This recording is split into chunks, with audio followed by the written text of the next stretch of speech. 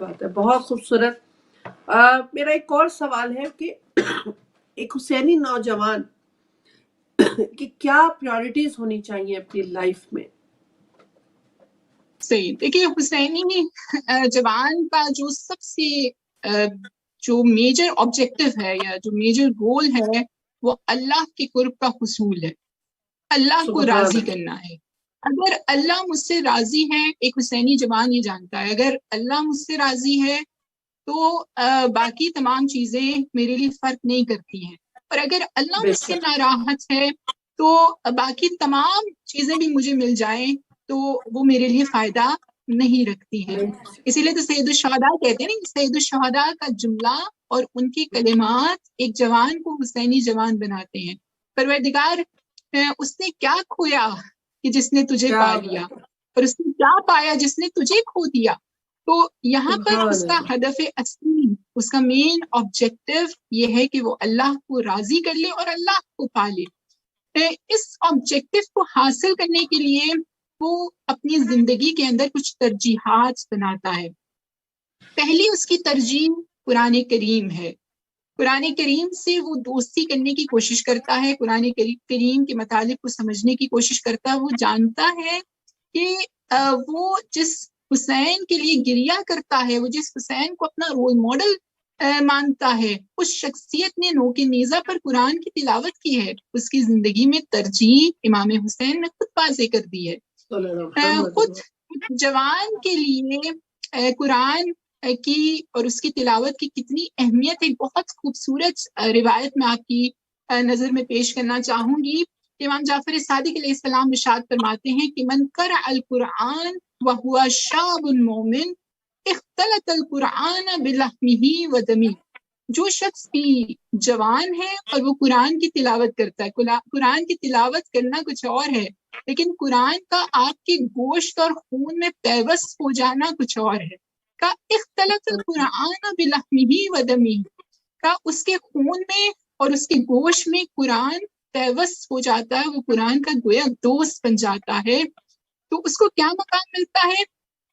اس کو ان فرشتوں کے ساتھ قرار دیا جاتا ہے کہ جو فرشتے ایک وسیلہ ہیں انبیاء کے درمیان اور پروردگار کے درمیان, اور وہ فرشتے کہ جنہوں نے کبھی کوئی گناہ نہیں انجام دیا ہے. روز قیامت قرآن ان جوانوں کی شفاعت کرے گا. روایت کا اگلا حصہ ہے, قرآن ان جوانوں کی شفاعت کرے گا اور پھر قرآن یہ کہے گا کہ پروردگار عالم جس نے جو عمل کیا تھا, جس نے جس کی بات کو تسلیم کیا تھا, اس نے اپنا اجر بھی پا لیا یا اپنی سزا کو بھی پا لیا. پروردگار میں چاہتا ہوں کہ جس نے مجھے فالو کیا ہے, جس نے میری پیروی کی ہے, تو ان کو بھی خاص اجر عطا کر. کا اس موقع پر ان جوانوں کو کرامت کا تاج پہنایا جائے گا, بہشتی لباس پہنایا جائے گا. اس موقع پر قرآن کہے گا پروردگار میں ان کا مقام اس سے بھی زیادہ بلند دیکھنا چاہتا ہوں. تو اس موقع پر پروردگار کی جانب سے ان کے دائیں ہاتھ میں امان نامے کو رکھ دیا جائے گا, بائیں ہاتھ میں جنت میں ہمیشہ رہنے کی تائید کو تحریر کر دیا جائے گا, سند کو دے دیا جائے گا, اور پھر ان کو وارد بہشت کر دیا جائے گا. اب اس موقع پر اس روایت کے اس حصے کو سمجھنے کے لیے اس کے پہلے حصے کے ساتھ ہم اس کو لنک کریں گے. اب جس کی گوشت میں خون میں پیوست ہو گیا قرآن, اس کا مطلب یہ ہے کہ اس کی ساری زندگی میں قرآنی رنگ نظر آتا ہے, قرآن کی آیات پر وہ عمل پیرا نظر آتا ہے. کہ اب اس موقع پر اس سے کہا جائے گا کہ اب تم قرآن کی آیات کی تلاوت کرتے جاؤ اور اپنے مقام کو بلند کرتے جاؤ, اور بہشت میں تمہارا درجہ بلند سے بلند تر ہوتا چلا جائے گا. پھر قرآن سے دوستی, قرآن سے کنیکشن ایک حسینی جوان کی ترجیح ہے. دوسری ترجیح اچھا دوست ہے, یعنی وہ ہمیشہ کوشش کرتا ہے کہ میری جو کمپنی ہے اس میں اچھے دوست ہوں. امیر المومنین علی بن ابی طالب علیہ السلام ارشاد فرماتے ہیں کہ آپ سے سوال کیا گیا کہ بدترین دوست کون ہے, کیونکہ دوست کا آپ کی زندگی میں بڑا ہی امپورٹنٹ رول ہوتا ہے. تو کہا بدترین دوست کون ہے؟ امام نے فرمایا کہ جو معصیت کو, جو گناہ کو, جو سنس کو تمہارے سامنے جلوہ گر کرے. جلوہ کرنے کا مطلب یہ ہے کہ وہ تم سے یہ کہے کہ آپ جب بے حجاب ہوتی ہیں تو آپ بہت اچھی لگتی ہیں, یا آپ جو ہے وہ اس وقت میں ہم اس چیز کو دیکھ لیتے ہیں اور اس سے کوئی فرق نہیں پڑتا ہے، اور یہ ایک قسم کی انٹرٹینمنٹ ہے۔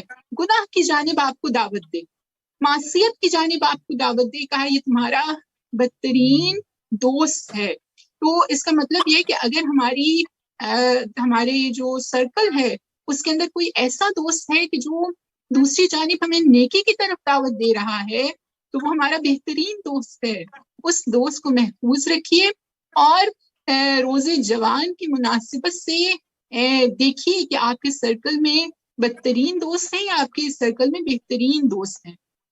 تیسری چیز جو ہمیں نظر آتی ہے وہ یہ کہ ایک جوان کے لیے اس کی ترجیحات میں یہ کہ وہ باقی تمام لوگوں کو ضرور سیکھتا ہے، لیکن وہ اس علم کو سیکھنے سے غافل نہیں رہتا کہ جس علم کو سیکھے بغیر اہل بیت کی رضا کو حاصل نہیں کیا جا سکتا، اور جب اہل بیت راضی نہیں ہے تو پھر پروردگار کی رضا کو حاصل نہیں کیا جا سکتا۔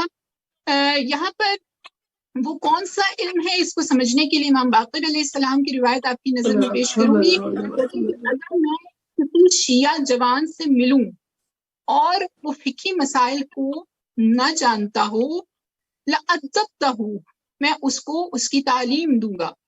یہ کتنا ضروری ہے، یعنی فقہی مسائل کو سیکھنا واجب ہے، فرض ہے۔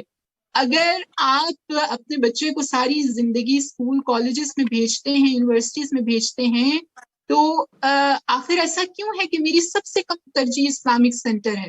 نہیں، ہمارے لیے ہماری ترجیحات میں فقہی مسائل کو سیکھنا امام زمانہ اجل اللہ تعالیٰ فرجہ الشریف ہے انشاءاللہ جب ظہور ہوگا تو امام یہ فقہی مسائل نہ جاننے والی جوانوں کے ساتھ کیا برتاؤ کریں گے۔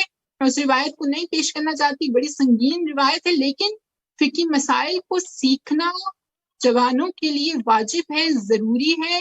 اس کا مطلب یہ ہے کہ میری ترجیح میں سب سے پہلے جو سب سے اہم چیز ہونی چاہیے وہ یہ کہ اگر میں باقی علوم سیکھوں یا نہ سیکھوں، گرچہ یہ بہت امپورٹنٹ ہے، گرچہ دوسری جانب دوسرے علوم کو حاصل کرنا بھی بہت اہم ہے، اور کبھی کسی جگہ بحث کریں گے کہ وہ علم بھی الہی علم ہی بن جاتے ہیں آخر میں اختتام میں جا کر، لیکن جو چیز ہم پر واجب ہے وہ فقہی مسائل کو سیکھنا ہے، اور ایک حسینی جوان اس کو سیکھنے کی کوشش کرتا ہے۔ آخری چیز جس کو میں ترجیحات کے طور پر پیش کرنا چاہوں گی وہ یہ کہ ایک حسینی جوان، دیکھیں اسلام ایک بہت ہی خوبصورت دین ہے، وہ صرف ہماری روح کی پاکیزگی پر کام نہیں کرتا بلکہ وہ ہماری ظاہری پاکیزگی پر بھی کام کرتا ہے۔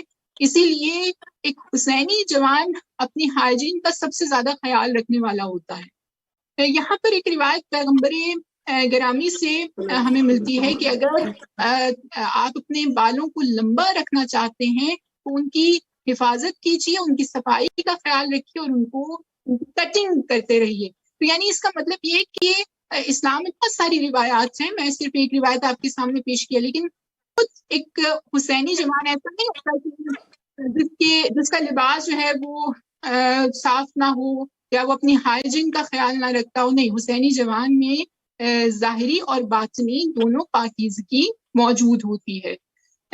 ایک اور چیز کہ جو اسی کے ذیل میں آتی ہے وہ یہ کہ جب وہ لباس پہنتا ہے، جب اپنے لباس کا انتخاب کرتا ہے تو اس لباس کو بھی معتبر ہونا چاہیے، اس لباس کو بھی یہ نہیں کہ کیونکہ آج کے فیشن میں یہ موجود ہے تو کیا واقعاً اس فیشن کو کیری کرنا میرے لیے اسلام کے احکامات کے برخلاف تو نہیں ہے، وہ یہ سوچتا ضرور ہے اور پھر اس پر عمل پیرا ہوتا ہے، اسی لیے کیونکہ رسول گرامی ارشاد فرماتے ہیں لیس منا، ہم میں سے نہیں ہے، من تشبہ بغیرنا، جو ہمارے غیر کے شبیہ بن جاتا ہے، یعنی اپنے لباس کو پہننے میں اس میں کیونکہ عادات و اطوار بھی آتی ہیں، لیکن بالخصوص اس کی درایت میں کہا گیا کہ جو لباس وہ پہنتا ہے وہ لباس کہیں ایسا تو نہیں ہے کہ وہ اہل بیت سے بغض رکھنے والوں کی شبیہ ہو یا وہ کافروں کی شبیہ ہو، تو وہ اس چیز کا بھی خیال رکھتا ہے۔